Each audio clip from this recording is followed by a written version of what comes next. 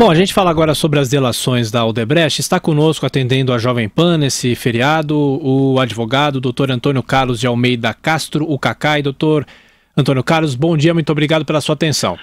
Bom dia, um prazer, uma alegria falar com vocês e com seus ouvintes. Prazer é nosso. Doutor, nós já falamos muito aqui com o senhor, inclusive na Jovem Pan. O senhor faz a defesa de alguns envolvidos na Operação Lava Jato, isso daí todo mundo sabe, mas eu pergunto para o senhor teve sempre uma visão crítica em relação à delação premiada. A forma como as delações estão sendo divulgadas dessa maneira, isso para as investigações é algo positivo, algo negativo, algo que pode prejudicar a imagem de alguém? Que leitura que o senhor faz disso? Olha, é claro que eu sempre faço a ressalva de que não só a Operação Lava Jato tem uma importância enorme para o desenvolvimento, inclusive do próprio Poder Judiciário e da política no Brasil. Está sendo descoberto coisas que realmente levam a uma reflexão sobre a forma de se fazer política como um todo. Agora, eu não sou contrário às delações premiadas, eu sou contrário à forma com que elas têm sido levadas no Brasil. É claro que uma delação premiada que tem 77 pessoas da mesma empresa, 50 pessoas de outra empresa, essas delações, no mais das vezes, perdem aquilo que é a origem de toda delação premiada, que é a espontaneidade, que é a pessoa querer falar. Esse é um dos pontos.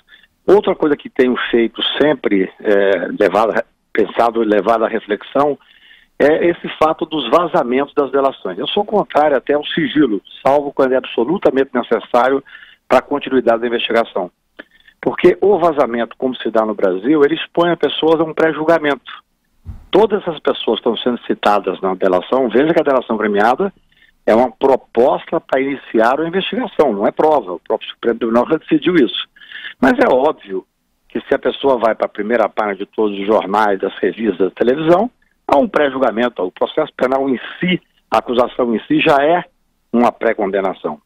Se você tem esse mesmo procedimento, por exemplo, na Suíça, a pessoa que está sendo levada à investigação por causa da delação, o nome dela sequer sai na imprensa. Sai apenas as iniciais. Foto, então, muito menos.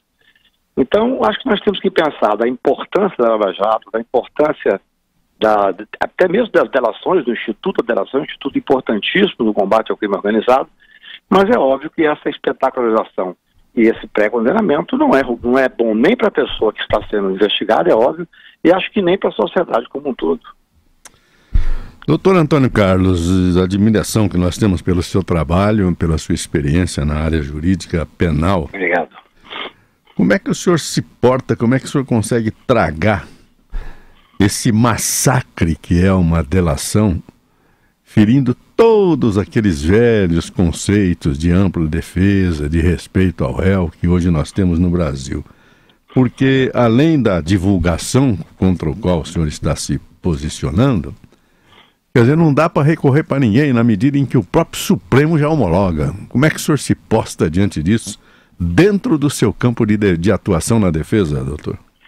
Olha, há 2 anos atrás eu escrevi um artigo para a Folha de São Paulo que acho que é muito atual ainda.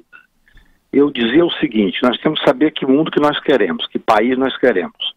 Todos nós somos favoráveis à investigação, todos nós temos que apoiar ao máximo essas investigações que são feitas. Agora, nós queremos uma investigação a qualquer custo, sem que a pessoa tenha o direito de defesa na sua amplitude, sem que os requisitos básicos da defesa sejam preservados, com toda essa espetacularização e pré-condenamento. Eu acho que isso é o que está acontecendo em parte, e acho que o país sairá pior do outro lado.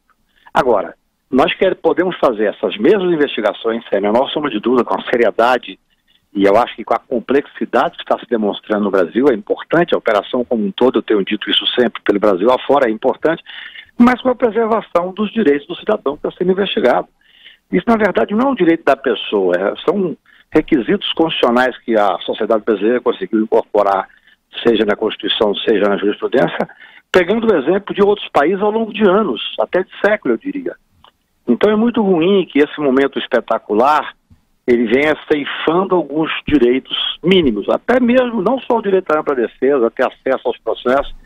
Eu estou chegando agora, eu estava na Europa trabalhando também, voltei mais cedo para poder exatamente me inteirar de tudo que está acontecendo aqui, mas eu acho que esse enfrentamento tem que ser feito, é claro, mas nós devemos sempre criticar os excessos, criticar essa espetacularização e criticar, no meu ponto de vista, a falta de direito de defesa ampla que hoje tem um cidadão investigado. Essas pessoas hoje estão pré-condenadas, não podem sequer andar na rua, sem que tenha sequer iniciado o processo penal. Veja bem, nós não estamos falando de uma condenação, nós estamos falando de uma delação que muitas vezes contém erros enormes. A regra de todo delator, ele é uma pessoa comum como qualquer um de nós. O delator, quando chega a delatar, ele realmente quebra um fio íntimo no interior, que eu não sei muito o momento que isso ocorre, mas ele quebra, ele protege algumas pessoas, ele delata outras, ele serve alguns interesses. Tudo isso é muito grave. Eu acho que é importante que nós repensemos o processo penal como um todo. Hoje em dia nós temos essa massa de informação que não adianta, o advogado tem que trabalhar com ela.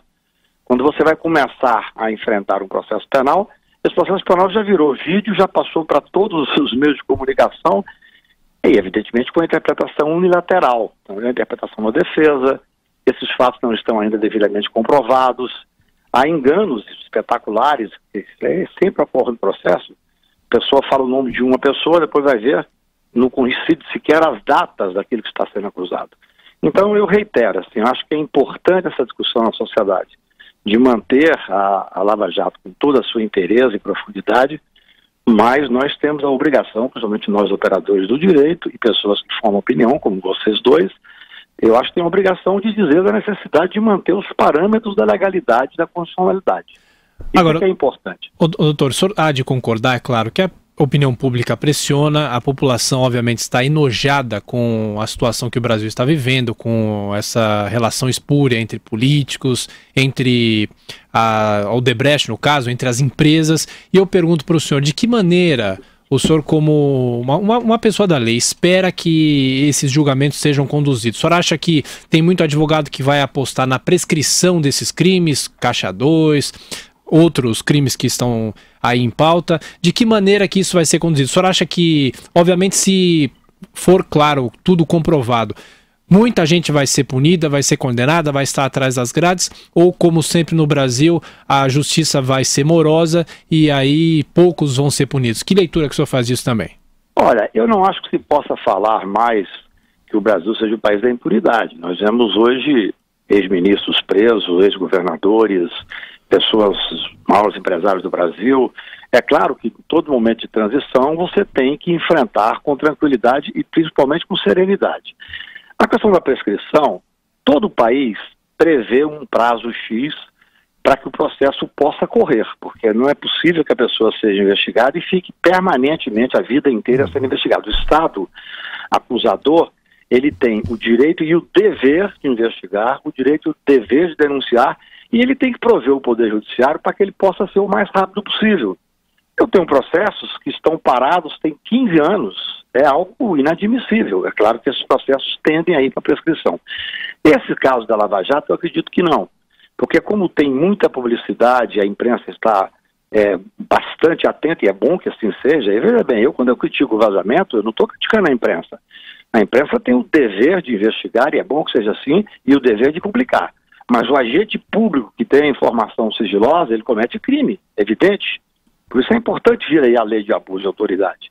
Agora, a questão da prescrição, o Estado, infelizmente, o Poder Judiciário não está aparelhado para, eu tenho a impressão, para atender a demanda que está acontecendo. Eles têm feito uma injustiça muito grande com o Supremo Tribunal quando dizem, a 13ª Vara de Curitiba já condenou tantas pessoas, já prendeu cento e tantas pessoas e o Supremo ainda nada.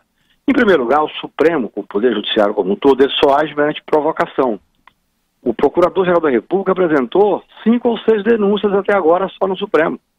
O Supremo não tem como iniciar uma ação penal ou condenar se o Ministério Público, através do Procurador-Geral, não o provoca. Lá em Curitiba é diferente, é o procurador que trabalha junto no dia a dia com o juiz e com a Polícia Federal e que apresenta denúncias com um número enorme, de uma quantidade enorme, e é rápido. É claro que lá tem que ser mais rápido, até porque nós temos lá um juiz que tem uma situação de exceção. Ele é designado tão somente para a Lava Jato, através de uma portaria do Tribunal Regional da 4ª Região. Isso é claramente inconstitucional. Você não pode ter um juiz escolhido para um processo. Mas eu acho que os processos vão acontecer. Eu acho que, comprovado, as punições acontecerão, inevitavelmente. Acho que tudo isso tem um lado muito positivo. O Poder Judiciário está tomando uma série de atitudes que eu só tenho a elogiar. Eu acho, infelizmente, antigamente nós sabíamos todos o nome dos 11 jogadores da seleção brasileira. Hoje é capaz de tirar o Neymar, ninguém se lembrar, mas no entanto o nome dos 11 meninos, todo taxista sabe na rua. Isso é ruim.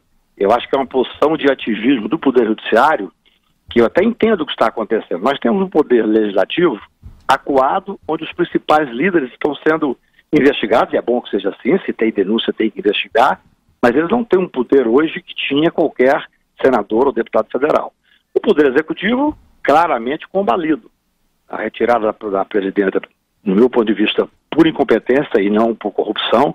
Ela saiu sem tivesse um crime, mas a incompetência, a falta de diálogo atacou fortemente o governo dela, e hoje você tem um vice que tomou posse sem ter a legitimidade necessária, e como não existe vácuo de poder, nós temos esse super judiciário hoje, que é uma coisa que o cidadão tem que refletir.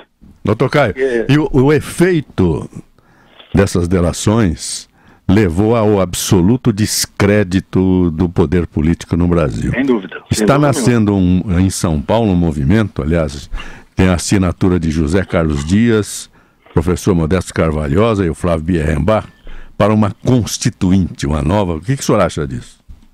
Olha, tudo que o Zé Carlos fez e faz, mesmo sem assinar, eu tendo a concordar. É o meu guru ao longo da minha vida profissional.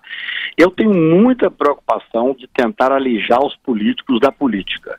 Eu acho que fora da política não há salvação, só o fascismo, a história ensina isso. Veja o que aconteceu com a Itália, veio logo o Berlusconi. Hoje você tem pessoas que ocupam o espaço político, sendo políticos, porque na verdade todos nós somos políticos, eu não sou político partidário, mas estou fazendo aqui a política institucional, vou conversar com vocês e ter o prazer de falar com os milhares de ouvintes da Jovem Pan.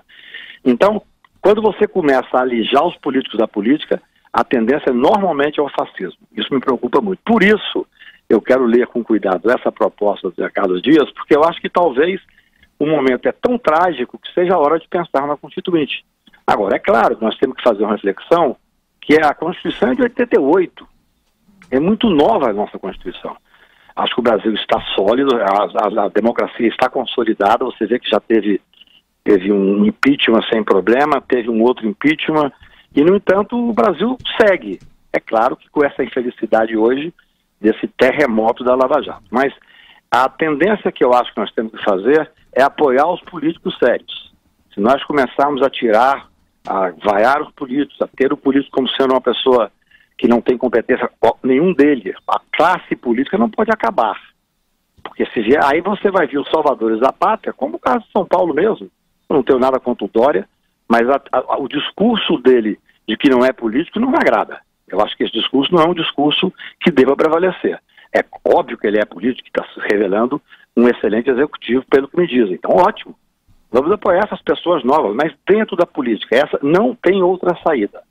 Se nós sairmos da política, não essa tradicional, que está, ao que tudo indica, deteriorada, mas se nós sairmos da política lato sensu, nós poderemos cair para fascismo e para pessoas aproveitadoras. Aí sim, nós não teremos sequer as instituições fortalecidas, o que é muito grave.